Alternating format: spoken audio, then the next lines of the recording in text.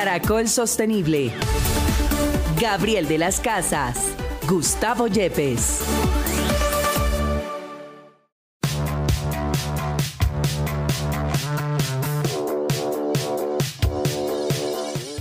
Hola, bienvenidos. Feliz mañana de sábado. Aquí estamos. Esto es Caracol Sostenible, nuestra alianza con la Universidad Externado de Colombia para hablar de sostenibilidad, para conocer de primera mano las grandes historias de sostenibilidad y los buenos o malos caminos por los que anda el país, anda el mundo en esta materia. Profesor Gustavo Yepes, ¿cómo le va? Muy buenos días. Buenos días, Gabriel. Buenos días a todos nuestros oyentes. Bueno, pues un gran tema para hoy tenemos y tiene que ver con el ODS número 4. Vamos a hablar de educación y qué bueno poder hablarlo con un educador, con la academia, con gente que desde la universidad está llevando y educando sobre este gran tema de la sostenibilidad.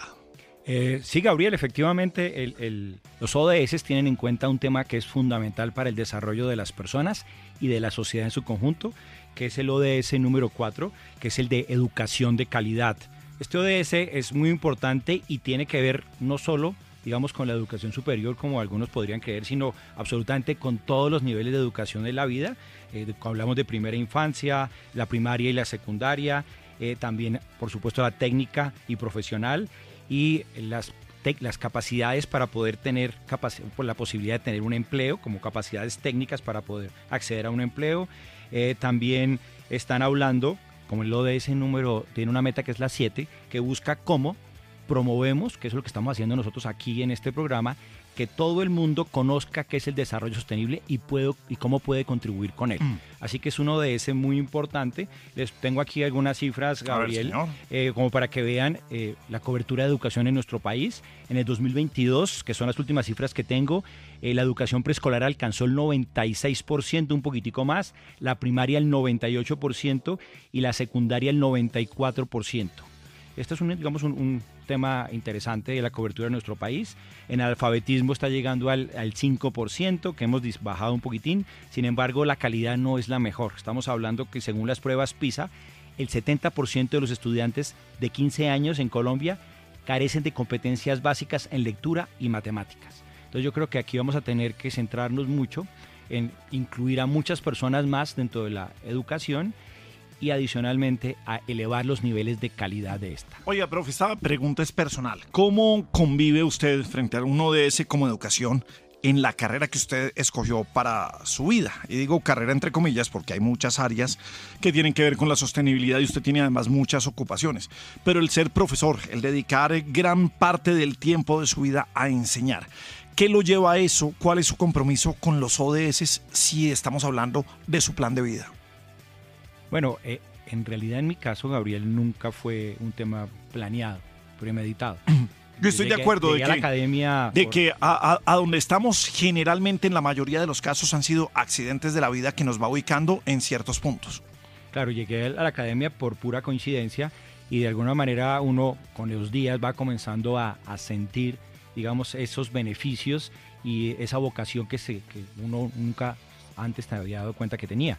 Y frente al tema de la administración, que fue lo que yo decidí estudiar, pues me di cuenta que teníamos otras oportunidades y que la administración tenía unas oportunidades de mejora muy, muy importantes, y eso es lo que me llevó a comenzar a indagar acerca de otras alternativas y acercarme un poco más a la responsabilidad de las empresas, a retirar solamente esa única perspectiva de ganar más dinero a costa de lo que sea y a mirar cómo las empresas también tienen esa posibilidad y ese potencial de comenzar a transformar el mundo y hacerlo cada vez mejor. Y eso es un poco a lo que me he dedicado todos estos años, a ver las oportunidades. Y obviamente también encontramos los defectos, por supuesto, y no solo por apocalíptico, sino porque es importante dentro de las cosas negativas poder ver también qué puede resultar para hacerlo mejor. Bueno, pues expertos en educación y expertos en el tema estarán hablando hoy aquí en Caracol Sostenible. Bienvenidos.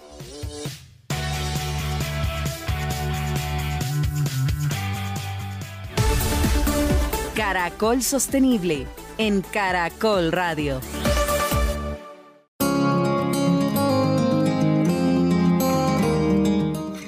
Muy bien, estamos en Caracol Sostenible. El profesor Gustavo Yepes y don Juan Manuel Durán estuvieron junto a la Organización de Estados Iberoamericanos hablando de la red de rectores y rectoras por la sostenibilidad y liderazgo, además de gobernanza universitaria sostenible. ¿De qué se trata esto, profe Juan? ¿Cómo vamos? Muy bien, pues estamos en Caracol Sostenible, hoy desde la Organización de Estados Iberoamericanos. Me encuentro con Yuma Insolia, directora de Desarrollo de Capacidades de UNESCO, y Donatella Montaldo, directora de la Organización de Estados Iberoamericanos en Colombia. Yuma, Donatella, bienvenidas a Caracol Sostenible. Muchas gracias. Gracias por venir.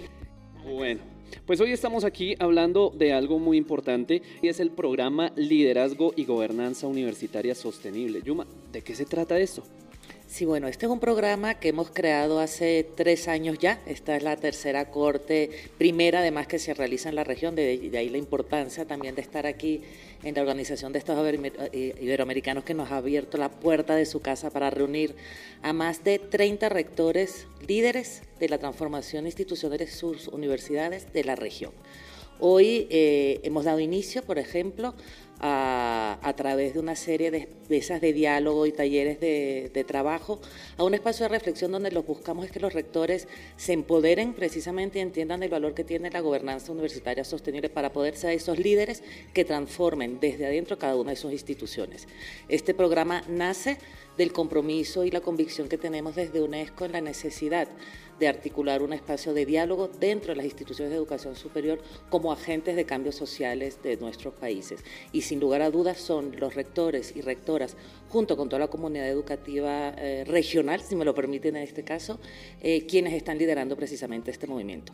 Ya son más de 40 rectores los que se han formado de diferentes países de la región, y entre los principales compromisos, además, que ellos adquieren al realizar este programa, está la firma de un decálogo por y para la sostenibilidad universitaria y la consolidación que se hizo justo el año pasado aquí en la ciudad de Cartagena de la primera red de rectoras y rectores por la sostenibilidad. Trabajan de forma muy ardua durante más de 6 meses en la consolidación o reformulación de sus planes estratégicos institucionales de la mano de expertos internacionales y mentores especializados que le acompañan en todo este camino. Profesor Gustavo Yepes, usted también ha hecho parte de este trabajo que vienen realizando hoy desde la UNESCO. Importante todo ese trabajo mancomunado que están realizando los rectores de las instituciones para lograr el objetivo de desarrollo número 4. Juan Manuel, gracias. Pues gracias primero a Donatella y a Yuma pues por la invitación. Es un honor para nosotros poderlos acompañar a todos estos rectores que están haciendo la diferencia en los temas de la educación. Yo creo que esto es muy importante, como hemos hablado durante todo este programa. La educación es fundamental para transformar nuestras sociedades y la UNESCO ha liderado ese proceso durante muchos años con las directrices que le ha dado para transformar la educación hacia la sostenibilidad, y creo que este es un buen inicio para comenzar a través de los líderes transformar las instituciones de nuestra región.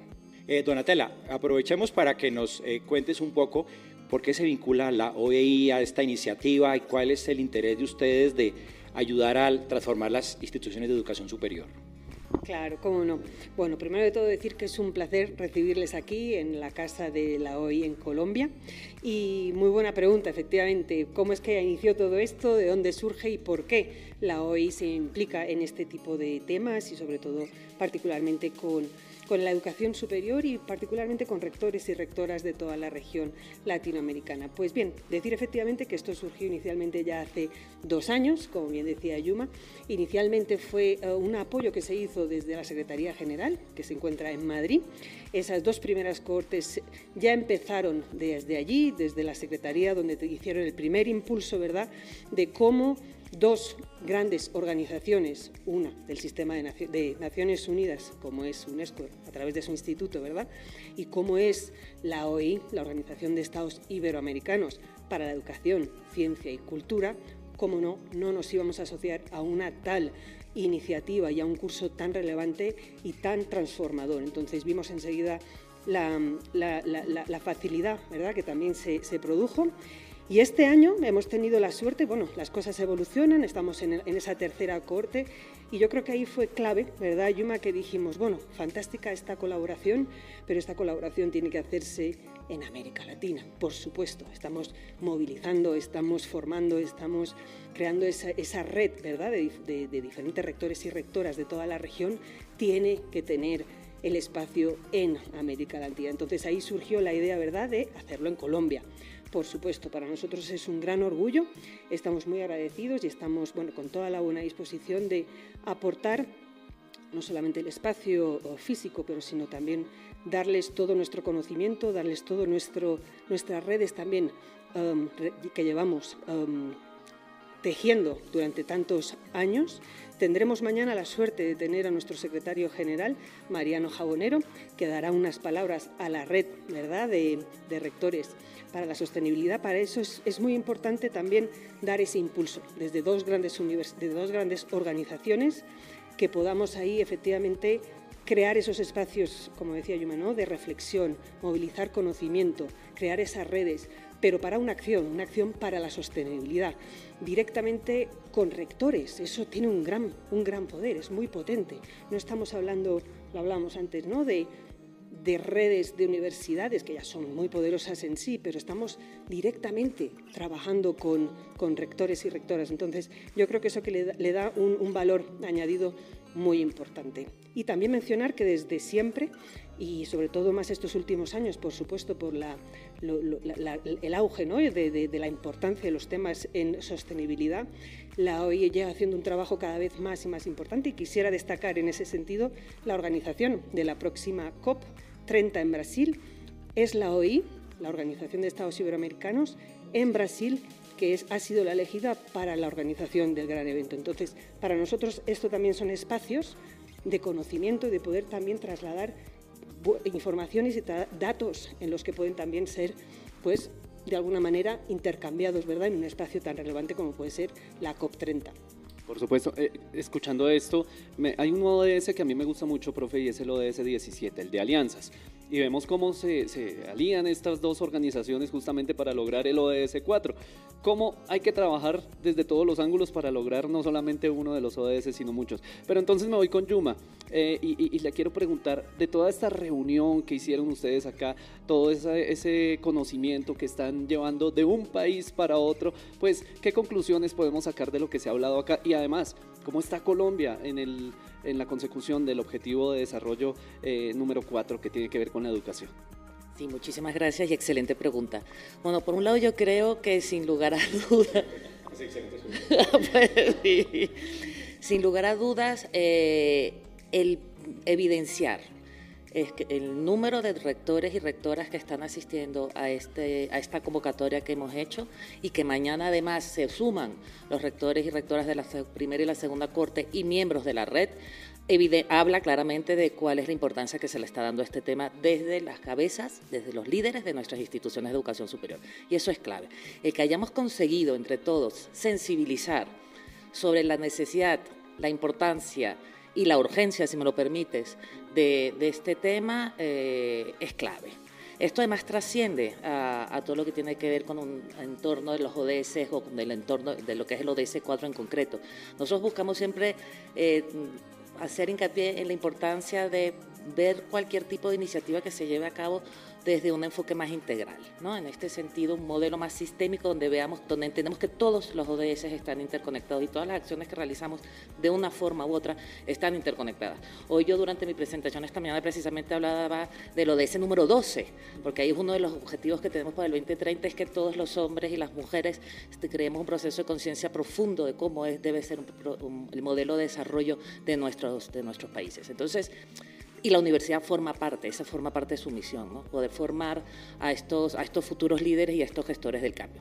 Entonces, en ese sentido, yo creo que esta reunión y el que nos estemos encontrando aquí para establecer espacios de diálogo e intercambio de realidades de cada uno de sus países también es importantísima. Son universidades públicas y privadas las que se reúnen. Hoy estaba justo hablando con una rectora de una universidad, me decían, es que ya no hay diferencia entre una universidad pública y privada.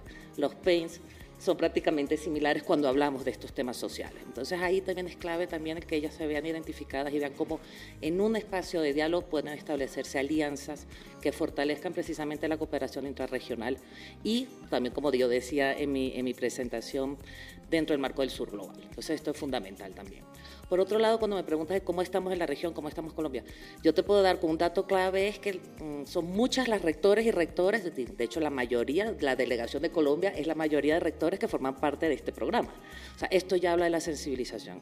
El apoyo que nosotros hemos tenido en este programa en concreto, desde el Ministerio de Educación y por supuesto desde el viceministro Ricardo Moreno, ha sido absoluto. Ellos han hecho una comunicación masiva a todas las instituciones de educación superior. La importancia de la gobernanza. Absolutamente, a nivel nacional. Y eso lo que ha hecho es precisamente generar un proceso de conciencia profundo en todas las instituciones y en todos estos líderes que son los que están llamados a gestionar este proceso de cambio. Bueno, yo creo que aquí ustedes están hablando de temas muy importantes, pero teniendo en cuenta que la educación en nuestra región, si bien ha aumentado en los últimos años su cobertura, aún especialmente la superior tiene unos retos importantes, pero sobre todo la calidad. ¿Qué creen ustedes que debemos hacer? ¿Cuál es su sugerencia hablando de educación?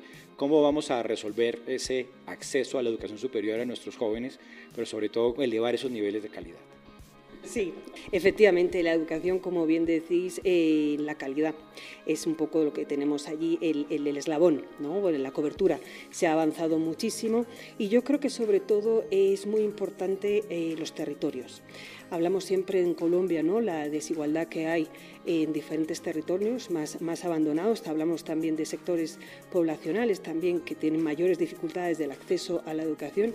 Yo creo que es importante el tránsito, ¿verdad?, desde lo que es la educación secundaria hacia la universitaria. Yo creo que ahí es muy importante hacer un énfasis en apoyar efectivamente que no se abandone y enfatizar sobre todo en esa calidad que muchas veces no, pues efectivamente puede ser mejorable, ¿no? Entonces yo enfatizaría esos dos elementos, ¿no? El tránsito hacia una educación superior de calidad, mejor, ¿verdad? Para eso, por supuesto, son los recursos, ¿verdad? Pero se está haciendo un gran esfuerzo desde el Ministerio de Educación Superior, ¿verdad? En, bueno, llevar a la educación superior, se están creando cada vez más infraestructuras, más universidades, más centros para que lleguen esa educación a los territorios, o sea, facilitar ese acceso, ¿verdad?, a la población, a veces la población es más alejadas, con mayores dificultades a ese acceso, entonces están haciendo un esfuerzo muy importante del cual realmente pues, se valora muchísimo. Donatella, y usted nombra algo que es muy importante porque, claro, en este programa hemos hablado en esta entrevista, en este diálogo, hemos hablado de educación superior, pero también la educación de la primera infancia es muy necesaria. Hay algo que ustedes vienen haciendo y es escuelas sostenibles. ¿De qué se trata? ¿Qué podemos contar? Cómo no, efectivamente, es una iniciativa muy interesante que también surge de una alianza. Como ven, efectivamente el tema de las alianzas es clave y sirve en todas las acciones que realizamos. No conseguiremos ninguno de los ODS sin el 17, que son las alianzas.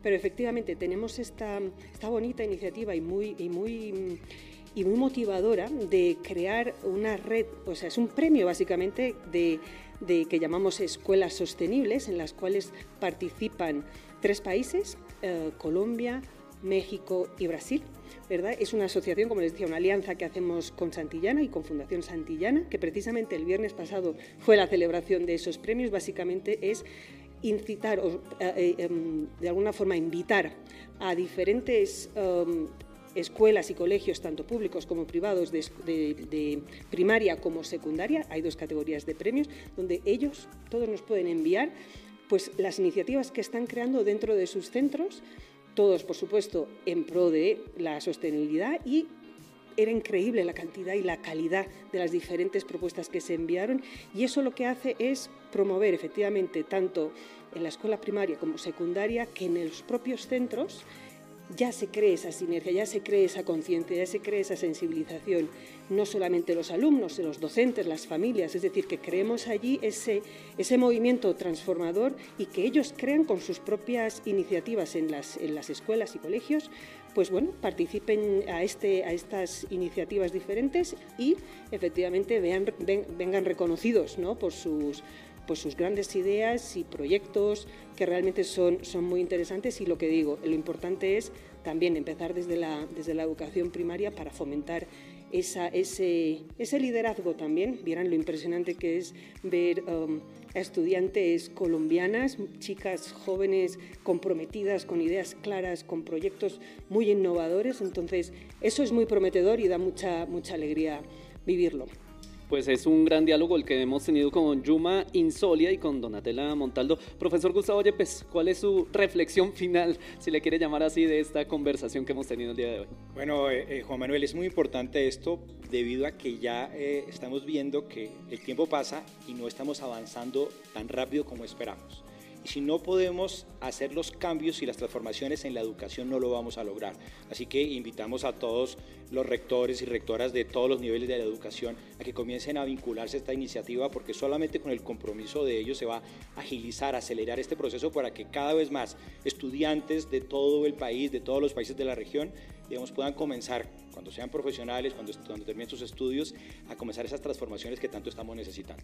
Y me deja usted ahí una última duda. ¿Hay alguna forma en la cual los rectores que nos están escuchando se unan a este programa? Sí, bueno, nosotros abriremos una nueva convocatoria que seguramente sea aquí en la región, ojalá que nos muevan. Que repitan Colombia. Que repitamos Colombia, sería maravilloso, por supuesto. El año que viene se abrirá una nueva convocatoria. Por los momentos sí les invitamos a conocer un poco más de esta iniciativa y de otras iniciativas que llevamos a cabo en aras de fortalecer todo lo que tiene que ver el desarrollo competencial, ya no solamente de los líderes, sino de también todos nuestros docentes, que esto es fundamental también. Sin los docentes, que son quienes están, digamos, en el aula trabajando con los estudiantes, nada de esto sería posible tampoco. Conociendo esta iniciativa a través de nuestra página web del Instituto Internacional de la UNESCO de la Educación Superior para América Latina y el Caribe, UNESCO y ESALC, conocerán un poco más de la red y, por supuesto, de todos los programas dirigidos a la transformación de la educación superior. Pues nuevamente, Yuma Insolia, Donatella Montaldo, gracias por estar con nosotros en Caracol Sostenible. Gracias a ustedes.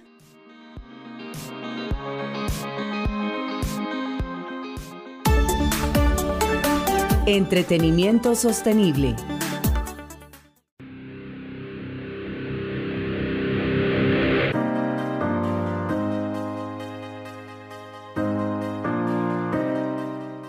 Muy bien, seguimos en Caracol Sostenible, en Caracol Radio. Bueno, hablemos de cine, hablemos de documentales muy interesantes. Juan Manuel, ¿qué nos va a recomendar el día de hoy? Pues sí, Gabriel, hablamos de entretenimiento sostenible y para eso hemos invitado a Nicolás Salcedo, quien es director ejecutivo de Compartamos con Colombia. Nicolás, bienvenido a Caracol Sostenible.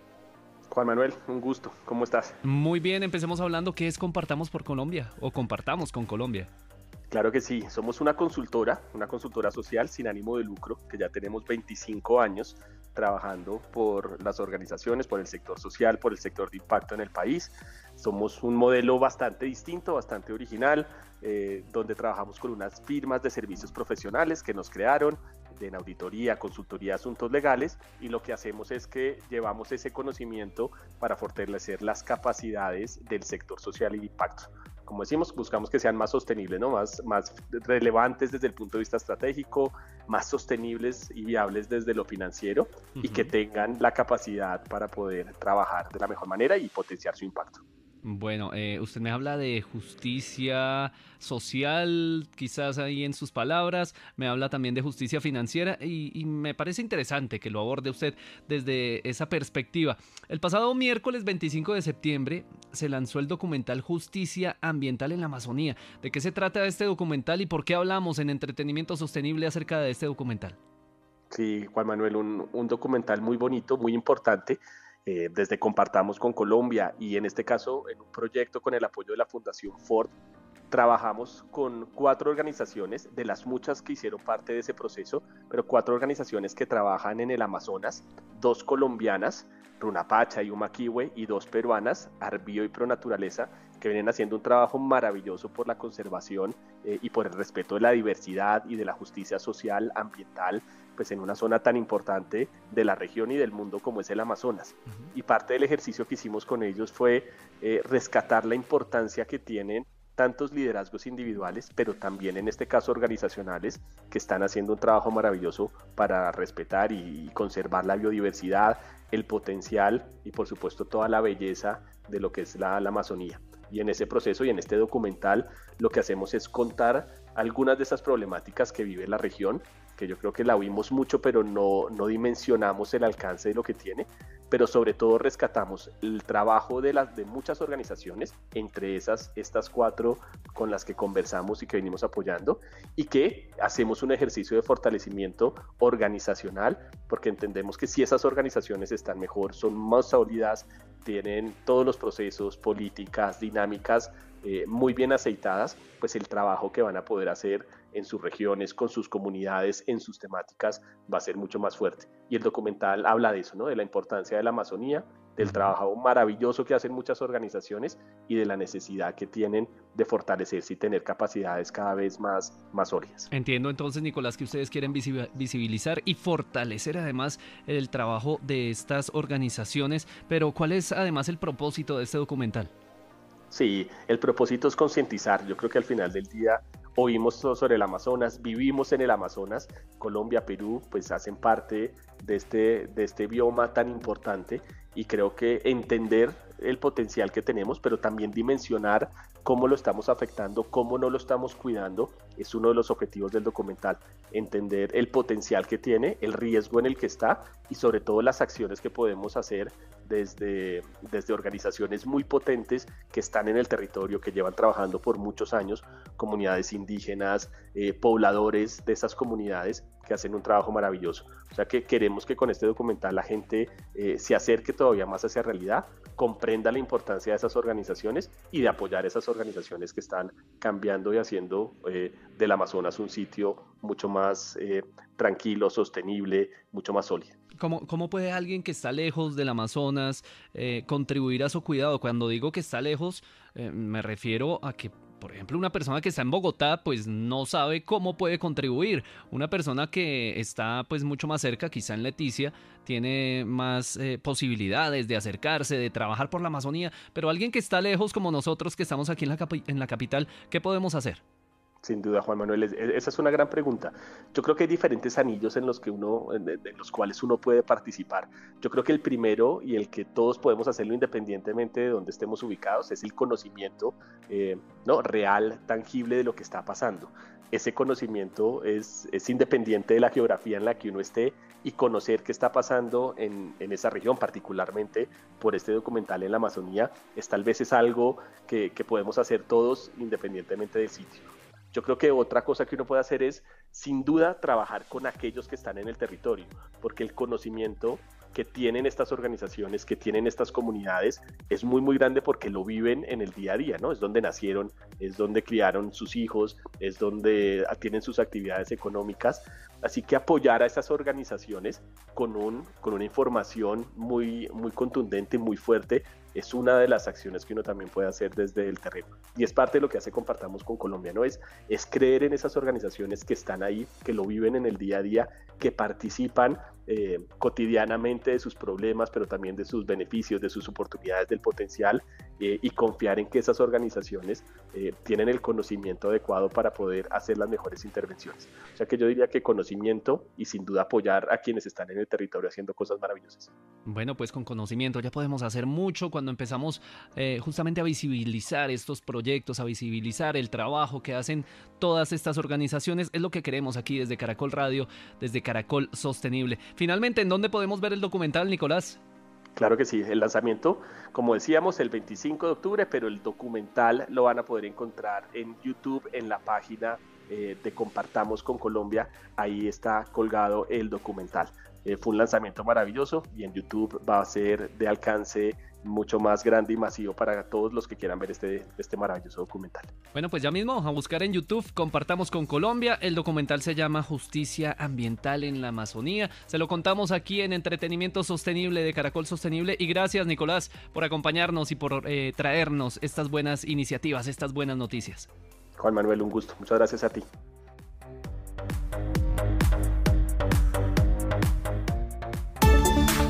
Ya regresamos con Caracol Sostenible. Continuamos con Caracol Sostenible.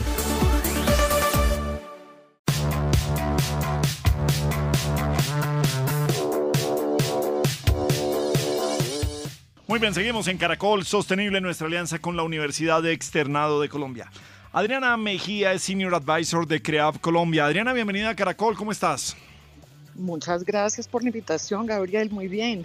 Bueno, pues nos enteramos que el próximo 5 de noviembre se va a realizar el foro Progreso Sostenible, la construcción de un futuro de prosperidad y bienestar. Esta es una invitación para qué es lo que va a pasar allí.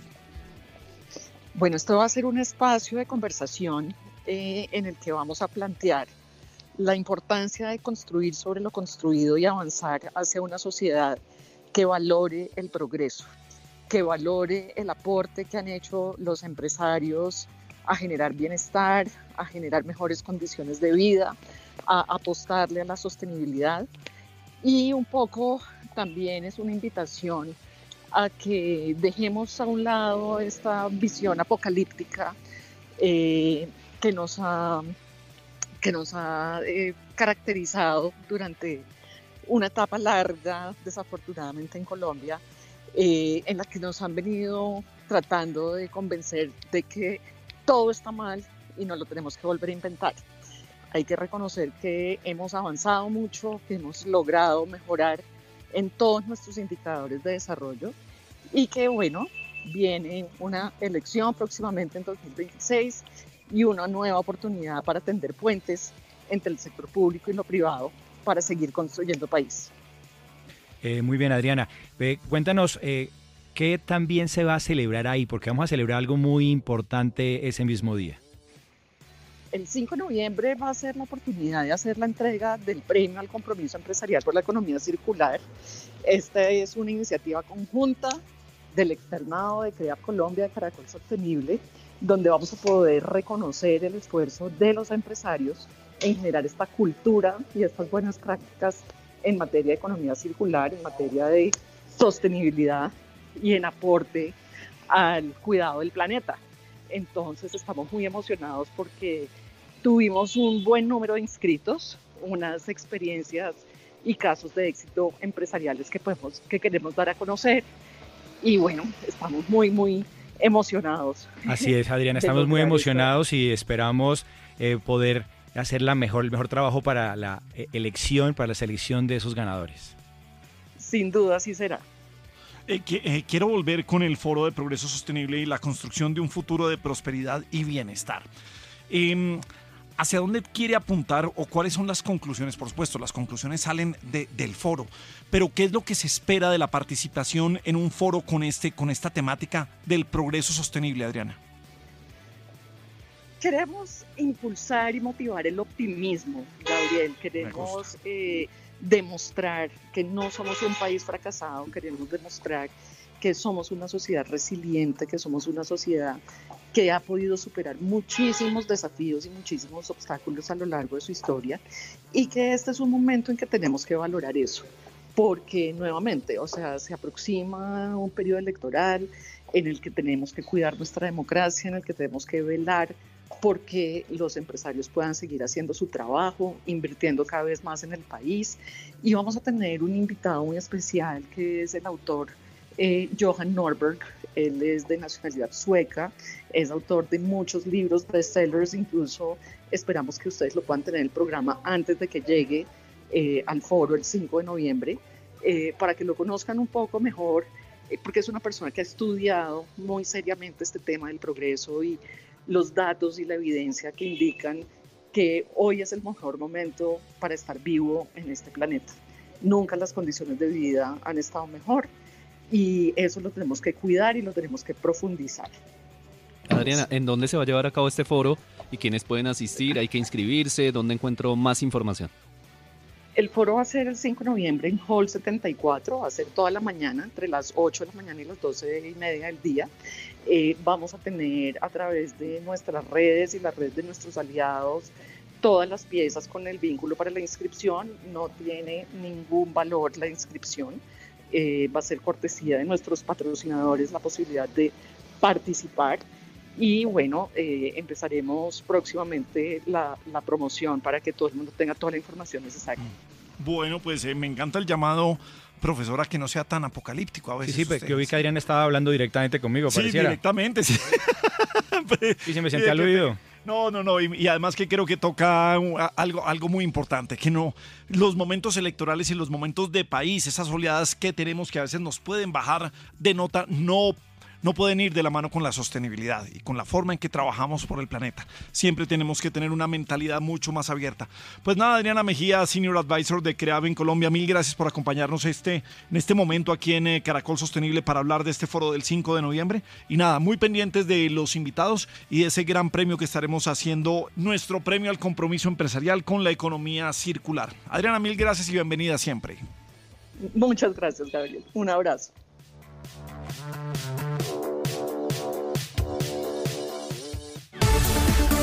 Caracol Sostenible en Caracol Radio.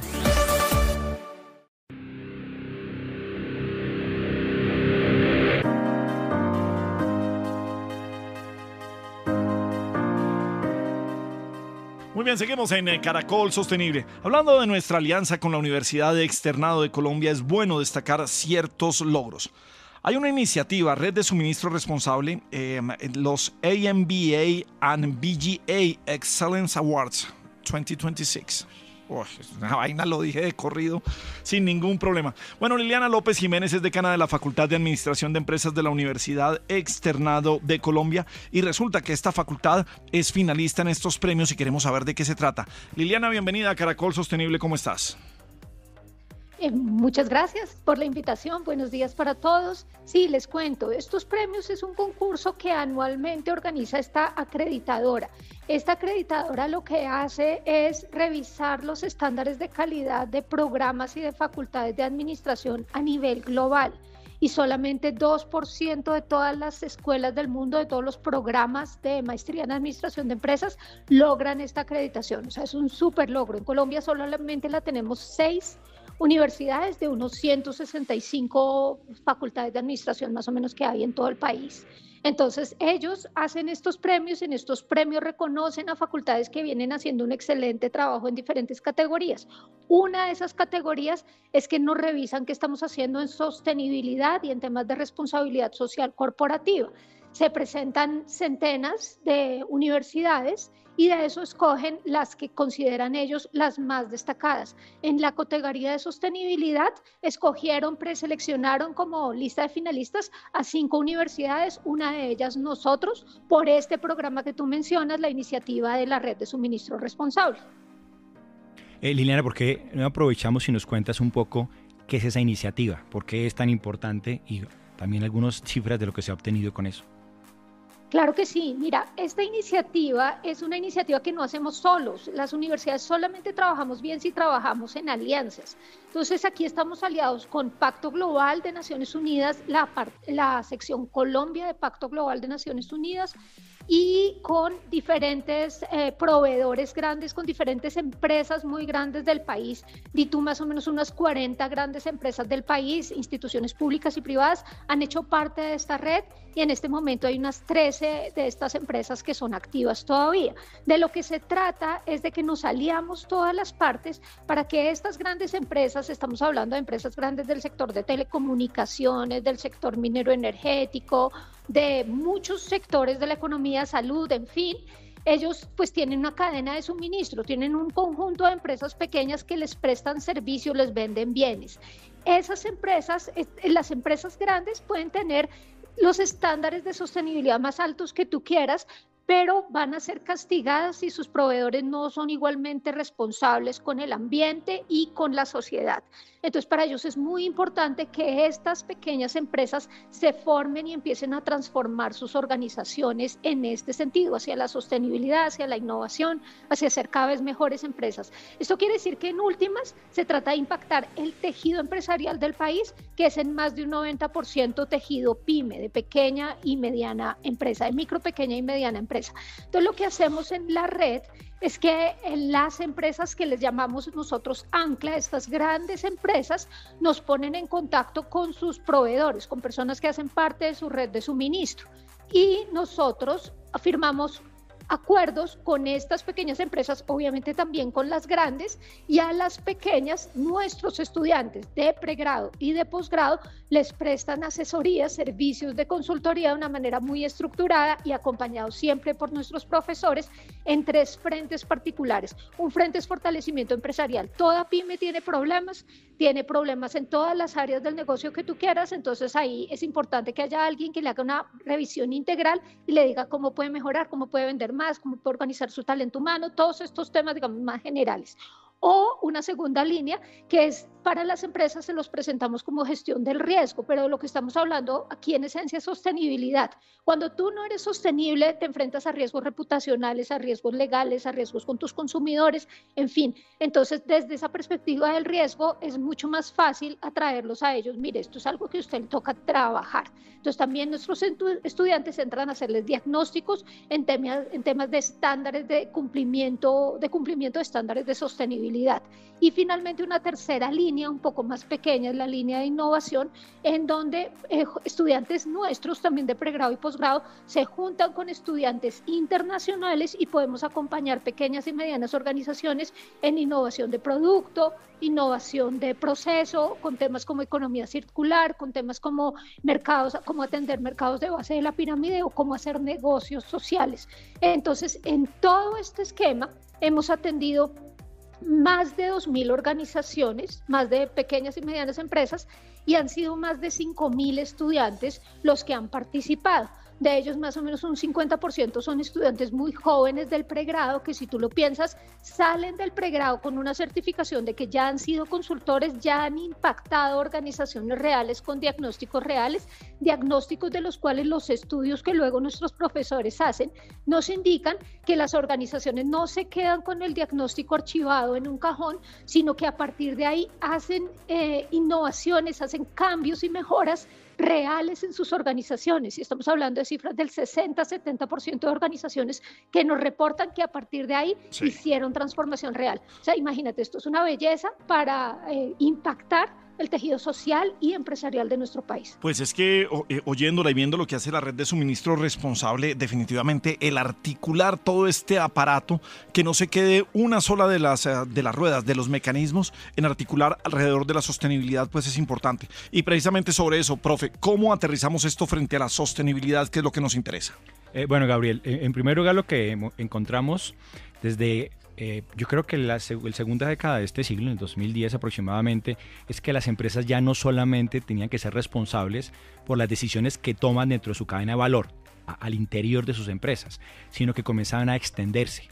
Cada vez más leyes de debida diligencia en la cadena de suministro, leyes de responsabilidad extendida del productor, y comienzan entonces a tener responsabilidades en toda su cadena de suministro, proveedores, distribuidores, clientes, y de alguna manera lo que hicimos fue aprovechar esta situación para comenzar a unir los esfuerzos, los recursos, las capacidades de las instituciones para ayudar a contribuir con los objetivos de desarrollo sostenible. Por ejemplo, el 8 de trabajo decente y crecimiento económico. Estas pequeñas empresas, pues como ustedes saben, también tienen oportunidades de mejora en los temas de empleo. El 9 de industria, innovación e infraestructura. 12 producción y consumo responsable. Por supuesto el 17. Liliana, ¿cuál es el mayor reto que tiene todo este proceso? ¿A qué se enfrentan ustedes y qué es lo que quieren derribar? Mira, el hecho de que las pequeñas y medianas empresas entiendan que la sostenibilidad no es una capa adicional y caprichosa, no es un valor agregado, sino es un imperativo de nuestra sociedad y del estado del planeta, yo diría que es uno de los mayores retos. Y a través de venderles el tema a partir de la gestión de riesgo, creo que estamos haciendo un trabajo que les resuena mucho más, con el que ellos son conscientes en el que tienen que trabajar, y a partir de ahí empiezan a conectarse con los grandes temas. Esto no puede permear solo a un grupo élite de grandes organizaciones con súper profesionales formados en estos temas. Esto nos tiene que permear a todos. todos producimos desechos, todos podemos hacer daño al ecosistema, a la sociedad, a otras personas. Asimismo, todos tenemos que ser responsables. Y lo mismo los estudiantes, vienen formados de colegios en donde ya les empiezan a generar una cultura de reciclaje, una cultura de economía circular, pero de ahí a tomar responsabilidad como administradores para cambiar un discurso que usualmente desde Rico McPato, desde el jefe de Homero Simpson, de todo el mundo, ven al empresario como una persona avara, mezquina, que solamente está pensando en resultados económicos, para cambiarles el chip y que empiecen a percibirse a sí mismos como gerentes que piensan en la sostenibilidad económica y social así o tanto como piensan en el tema económico. Esos son retos grandísimos que tenemos que gestionar en el día a día con proyectos como este. Liliana, ¿por qué no nos cuentas por qué es importante este premio? Pues este premio es fundamental. Ahora no lo hemos ganado, estamos en los 5 finalistas y en enero vuelven y me llaman y les cuento si no lo ganamos o no, pero es importante porque no solamente marca al externado, a su facultad de administración de empresas como un líder en pensamiento y en acción en temas de sostenibilidad, sino que en un ambiente que es global, que tú tienes ahí escuelas de negocios de Asia, de Europa, de Oceanía, de África, de todas las Américas, que haya una escuela de negocios colombiana diciendo esto se hace así y todo el mundo aplaudiéndolo, quiere decir que somos un país que es capaz de producir este tipo de innovaciones y de hacer cambios en mercados que son fundamentales a la hora de hablar de sostenibilidad. Bueno, pues esperamos que en enero tengamos la buena noticia de que la Facultad de Administración de Empresas de la Universidad Externado de Colombia pues se quedó con este gran premio de la excelencia en la red de suministro responsable. Pues Liliana López, mil gracias, una gran explicación la que hemos tenido el día de hoy y bienvenida siempre a Caracol Sostenible. Muchísimas gracias, ya estamos muy cerca, estamos a un pasito del triunfo final. Bien, vamos con eso, vamos por eso, ahí está.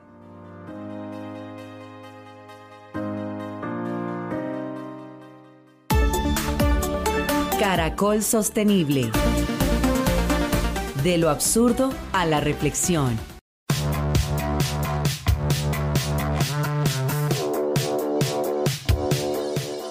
Bueno, profe, absurdo a la reflexión. Hoy que estamos con un gran tema que es educación, aunque hemos tocado muchas aristas. Bueno, muy bien, Gabriel. Por supuesto, la educación, como cualquier otro tema, lo tiene. Y aquí podemos hablar sobre cuando las estructuras pesan más que las ideas. Porque la educación para el cambio aspira a formar ciudadanos críticos, a ser conscientes con el medio ambiente, con las otras comunidades, capaces de transformar realidades. Sin embargo, incluso las mejores propuestas chocan con estructuras educativas que son rígidas, sobre todo burocráticas, y que se resisten a las innovaciones, especialmente cuando estas son profundas. Y les voy a mostrar algunos datos que lo que pasa en el mundo, no estoy hablando solamente de nuestro país. Por ejemplo, hay una revisión que hicieron sistemática en diferentes países de la OCDE, de Europa, Asia y América Latina, e identificaron múltiples barreras burocráticas que ralentizan la innovación y la falta de autonomía escolar. También hay regulaciones rígidas, múltiples niveles de autorización y prioridades administrativas que son contradictorias y no dejan que haya cambios y transformaciones. Hay un estudio muy interesante del Centro para la Reinvención de la Educación Pública en Estados Unidos que encontró que cuando hay contextos de innovación educativa, las escuelas que intentan realizar este tipo de métodos comienzan a ser frenadas por mandatos estatales, estándares de evaluación obligatorios y requisitos de cumplimiento que no permiten esa flexibilidad que se está buscando. Hay otra investigación que habla sobre la resistencia al cambio educativo, especialmente por parte de los docentes, porque perciben excesos de tareas administrativas, falta de tiempo, presión por evaluaciones estandarizadas y por supuesto el temor por las sanciones. Y esto, digamos, retrasa el proceso de toma de decisiones y el cambio en los procesos educativos. Entonces aquí creemos que está clara la contradicción. La educación debería ser ese motor de sostenibilidad y de transformación, pero la burocracia la frena. Los trámites, las jerarquías y reglas rígidas hacen que las innovaciones se queden en el papel.